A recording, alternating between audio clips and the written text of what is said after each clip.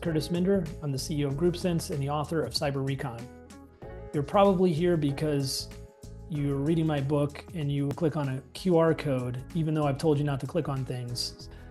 Thank you for doing that, for making that terrible mistake. But lucky for you, bonus, it actually works. And today we're talking to my friend and colleague and mentor, Max Bevilacqua. Hey, Max, thanks for being here. Before I have Max introduce himself, I chose Max. So in the book, I'm choosing people that I admire or have impacted my career in a positive way, or I feel bring something, bring some knowledge to the discipline of cyber espionage or threat actor engagement. And that's why Max is here. He's been a formidable mentor toward all of this for me. And so Max, why don't you tell the QR clickers a little bit about yourself? Well, first of all, thank you for that very flattering introduction. And this is awkward because you're a mentor of mine as well, so I don't really know what we do here. But just for context, I work in the negotiation space, and a common theme that I've encountered in being kind of coming from the academic side of negotiation is like the yawning gap between theory and practice. That the people that are writing about theory have, from my perspective, less experience on the front lines than the people who are doing it. And so I identified Kurtis in an article I'd read about him as one of those people on the front lines. And so I was just like, hey man, I have some book learning that I could theoretically put behind this, and I'd love to be closer to the experience. So can we do that? And for me, it's been a really fruitful partnership. So I guess in short, I do negotiation. I think about my work as trying to resuscitate the good name of negotiation as something that comes from the Latin of not work, not leisure, meaning like the work that we do, meaning internal work, meaning relationship work, meaning the work of society, meaning the work of civilization. And I think, and maybe we'll talk about this, that the negotiation space has become deeply unregulated. And sometimes it's not the word I even want to use or associate with. But from a conflict perspective, a peace building perspective, it's kind of what I'm up to. And I'm the managing director of an organization called Mindful Negotiating. And our ransomware adjacent stuff is something I'm really proud of. Yeah, that's when you talk about you identified me and reached out to me. I think that was also like sort of a humbling moment for me, because in the beginning of our practice doing ransomware negotiation, I mean, frankly, I was kind of making it up as I went along. I think I had some natural aptitude for it. That's why I was getting the results I was getting, but by no means did I have a discipline or a science backing that up. And so when you reached out and offered to talk to me about this, I was like, oh shit. It really was tangible how far behind I was on the discipline part. But it was fruitful for both of us, I think. And now we're stuck in this like mentorship loop somehow, which is great. I think it's great. Well, admiration. Shit. Yeah, and when you talk about how the negotiation space is a little bit unregulated, same thing, about the ransomware response space. And you and I have talked about this a lot, where anybody can kind of raise their hand and say, hey, I read Getting to Yes. I can negotiate with bad guys. And it doesn't exactly work that way. I mean, some of them maybe, but it doesn't exactly work that way. And we've seen that play out kind of positively and negatively. Tell me a little bit about some of the work you do with Mindful. I'd also love to come back to, because if you can't already tell, dear readers and listeners, Kurtis is self-deprecating and humble. So the things he's doing, the ability to categorize good moves is completely independent from making good moves. Totally separate part of the brain, from my understanding. So, I mean, you could read a book about playing music and that doesn't help you much, I don't think. What Mindful does is tries to close that performance gap. We all know what we ought to do, what we should do, and we don't do it. And I would even argue that the experts are even more susceptible to beginner mistakes because of the ego of expertise, right? Like you look at beginners who do things and you see the range of creativity they have. And I would say negotiation is fundamentally a creative activity, at least when it's done well. Certain situations like ransomware are a little bit more constrained for creativity. You're not probably not going to start a joint venture with the person that just hacked you. But yeah, where we can find mutual gain, we look for it.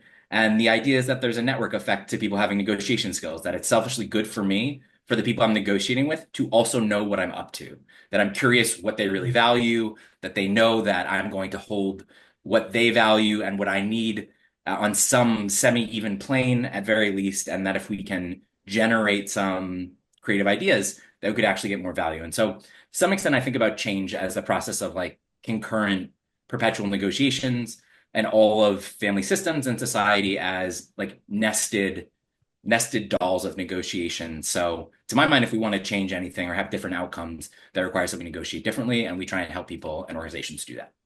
Wow. And I like how you worked the Russian dolls in there, considering that most of the people we're talking to are You know, I think I avoided the word Russian. I didn't know if I was supposed to say yeah. Ukrainian, Srushka doll. Yeah, Yeah. but yes, that there is a regional specificity here. And for the folks who are tuning in here, Max and I in the mindful team, I guess we've created a curriculum that we've taught to folks who would like to do this kind of work, the ransomware negotiation and ransomware response work, and we've made it somewhat interactive. And you talk about like the ego. We've seen this play out like in these exercises where uh, we can watch it almost formulaically before it happens, what people are thinking. And I just thought it's fascinating how predictable, some of the human attributes are.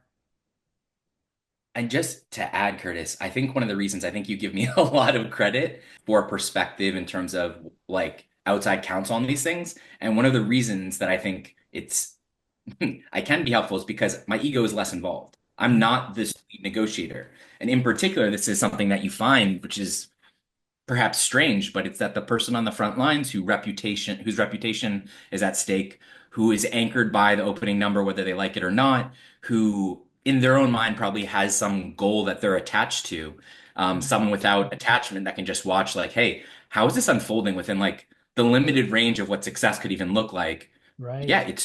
it's structurally helpful to have a third party. And I think that that's the same as for negotiation practitioners. When I have a tough decision, tough feedback to give, or I'm in a negotiation, you bet your butt I'm asking someone else because Right. I'm in it. I'm implicated. No, we just say no smart people, only smart processes.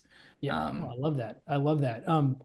Yeah, and actually that got me thinking because we say the same thing, to the would-be victims or the clients that their attachment to the outcome is their worst enemy. And so then I feel like I'm that objective party. But to your point, I'm really not because I also have some attachment to driving an outcome, and there is of course some pressure on my performance to yeah. to do a good job in the negotiation as well. And I would also say, having seen you do this, it is, I would say, good for a negotiator to have care. Like if you're looking at this as purely a game, and I don't mean a game theory sense, but if you're just like, hey, this is fun, let's test my chops, you're probably going to engage in risks and maneuvers that one really shouldn't do if you care about business continuity and you realize that there are real people that have jobs. And what is at least personally painful for me as someone who is familiar with anxiety is what does minimizing harm look like, right? To Mm. some extent, yes, we know that it means, instead of paying you 6 million, it'd be great if we'd only pay you 100,000. And where's that going? What is that buying? Like, what regime is that supporting? So, yeah, I think something that we connected on early is like, hey, this is a really bad situation, and the idea of winning is kind of a joke, Yeah. right? Like, Yeah. we are trying to mitigate how destructive this is. Given the cards that we've been dealt. Yeah. And not to get on my policy soapbox, but like, Get there.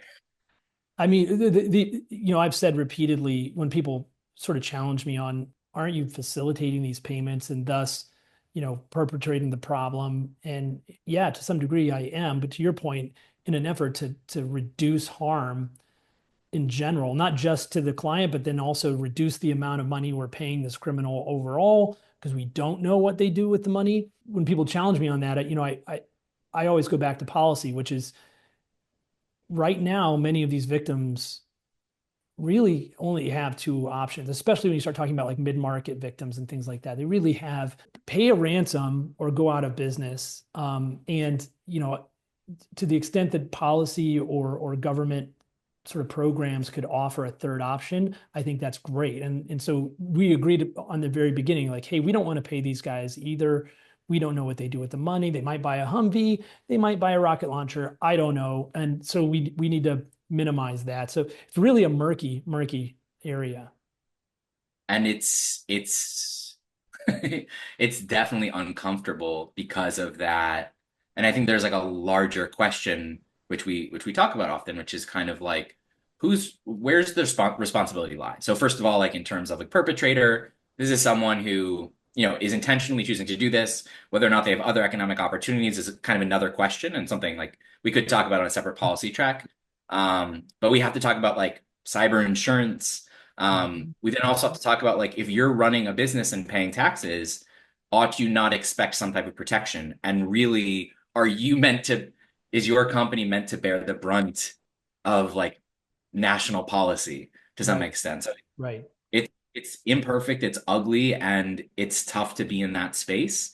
Um, but again, I think, the academic purists would say like, okay, don't touch it. But like then there are those of us who are like, okay, well, let's get our hands dirty ethically Well, and legally. and actually that's great because for the very reason we created the curriculum that we created is like, look, if we can't stop these other people from jumping in here and winging this, we should at least make them better at it for the benefit.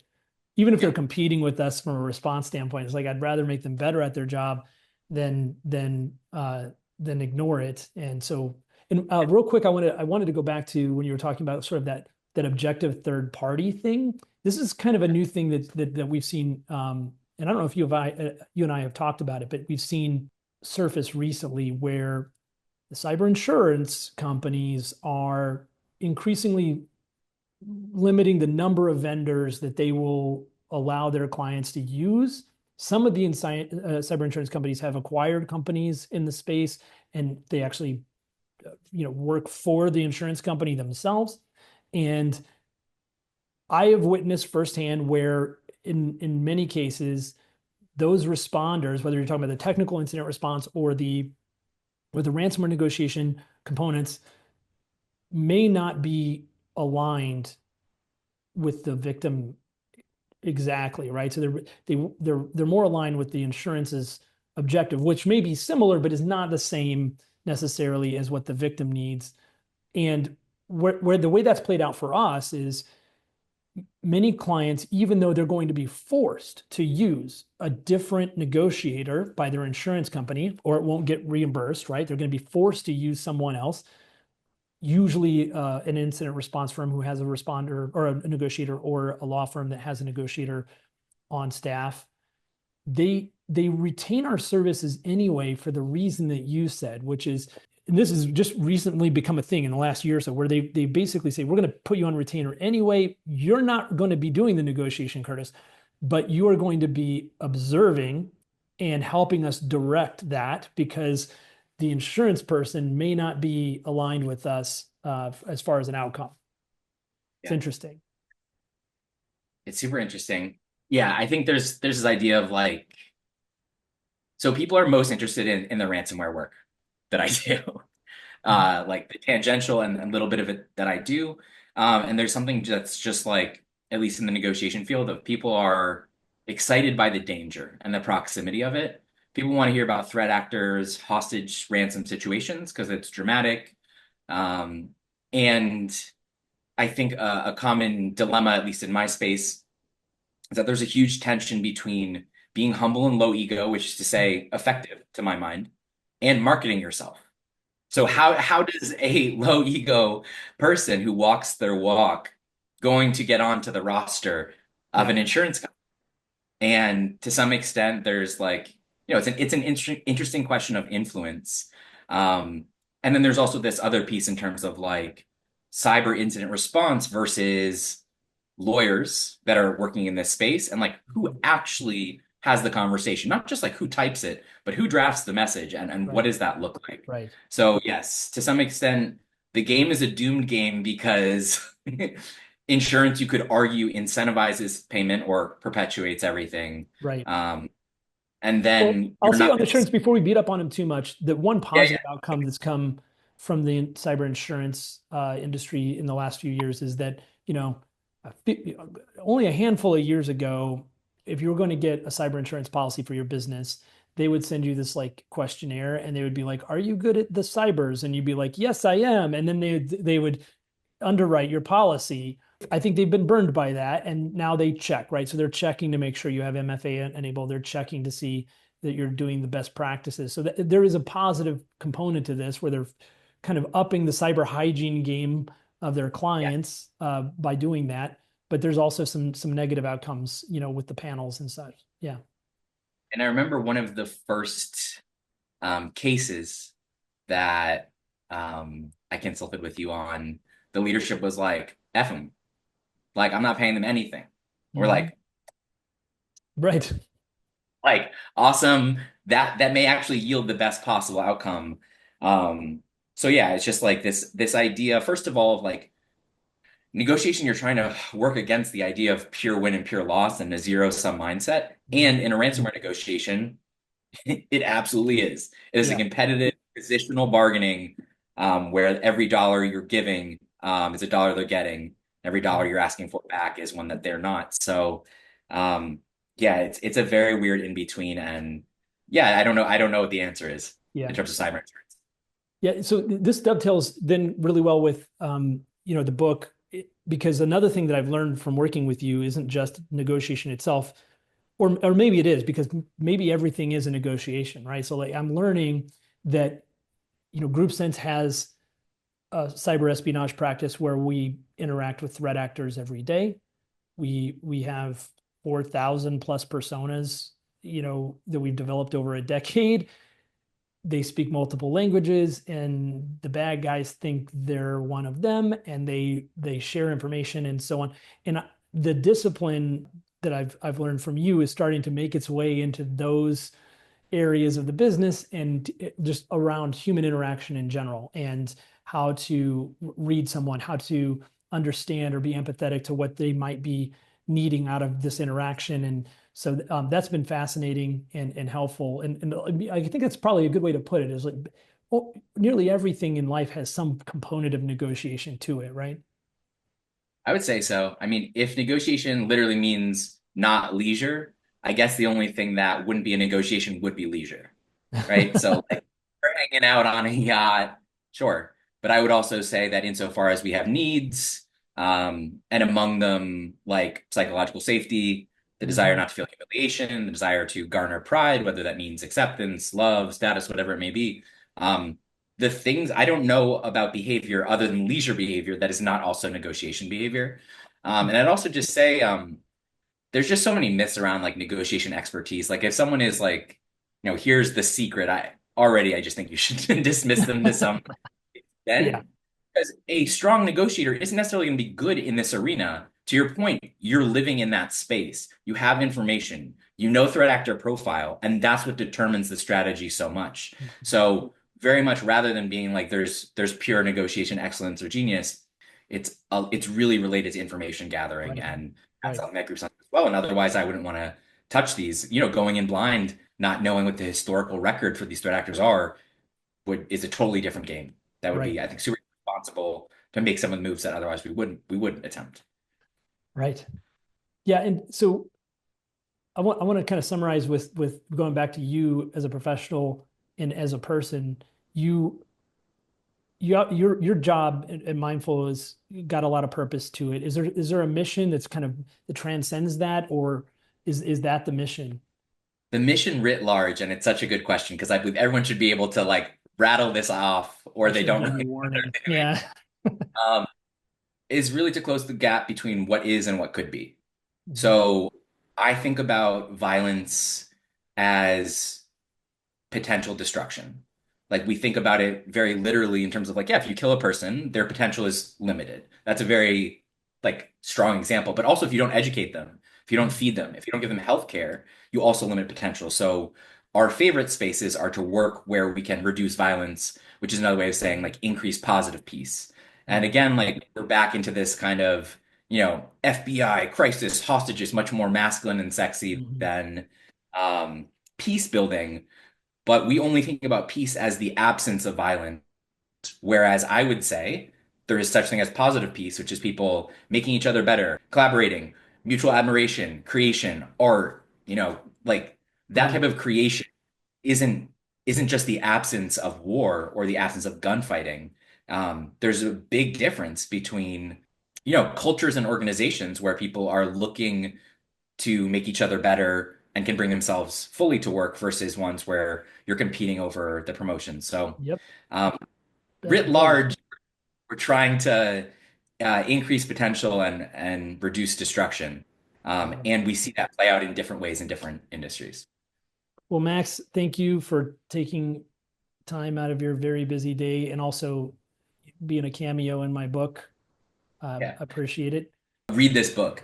Um, I I literally my bookshelf is made up of negotiators, basically, and people who actually do it, not just write about it, but actually do it. Curtis is a person who actually does it, has frontline experience, is in the trenches, the cyber trenches. This is a book you should pick up. And for the Well, audience, if you haven't read the book is Cyber Recon. You can get it on Amazon.com, Barnes& and Noble. Go check it out. And I do a lot more interviews like this. So thank you. Thanks, Max. Appreciate it.